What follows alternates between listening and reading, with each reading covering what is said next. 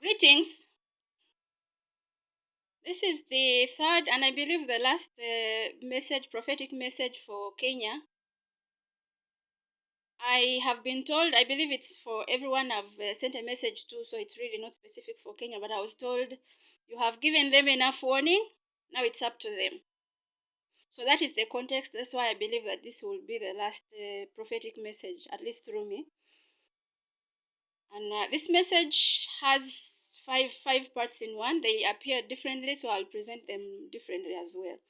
In the very first one, I was accompanying, I believe, heavenly hosts, heavenly. I never asked, so I can't say it was an angel, which angel, I don't know, but I was accompanying heavenly authorities, and we were walking through. It was the aftermath of a lot of destruction, broken furniture, broken things, and then with a lot of anger, this voice came, and it just said, "Godless African capitalists." So I believe that group now is marked, and its destruction is coming.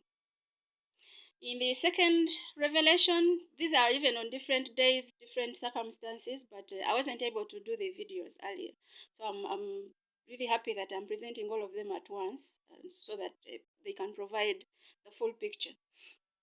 The second one, I saw the president of Kenya, William Ruto. He was sitting in a room on a chair, but now his opposite number was not there. So there was no chair, there was even no table between them, but again the opposite number, there was no chair and there was no person. But the president was saying, "We are going to talk and we'll shake hands," in a contrite voice really. But problem is he was alone. And so that troubled me for a while. I was saying to myself, this is my reaction after that was showed to me.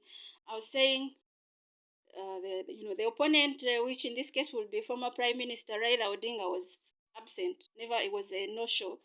And I was saying to myself, complaining to the Lord really, that he's been abused. It was claimed he was trying to use the back door to, get a handshake. And now when the handshake is presented, doesn't he have a point in refusing to accept it? And I guess that is the context now for the third thing that I saw.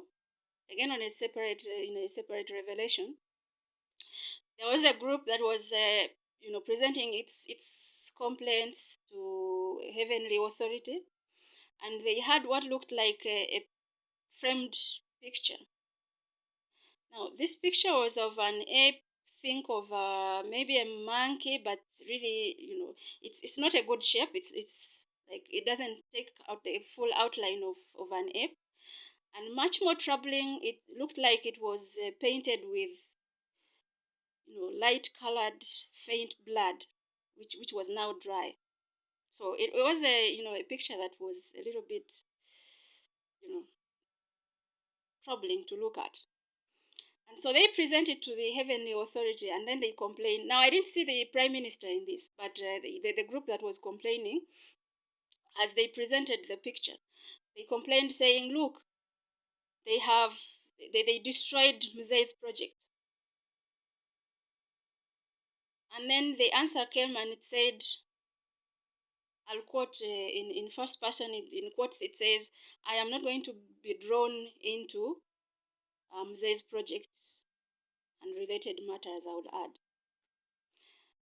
Now, a fourth appearance, separate again, but I put it in that context and you'll understand why.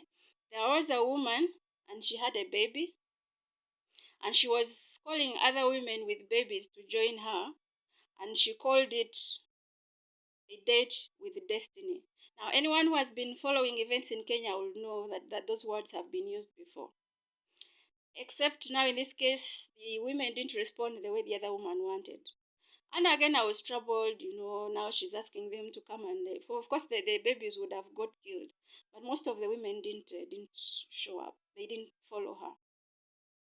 Now, the last one, I think it's for the whole of East Africa, but I will do a separate video for the key woman in the Revelation.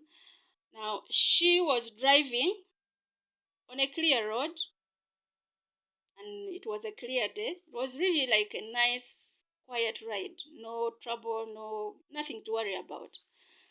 And then a voice from, over from behind me spoke again with a bit of anger in it, and it said, you know, from what I could see, I was told, you see, looking at what you see, it's very easy to heal and redeem and restore. And then it said the problem is that other dark secret life.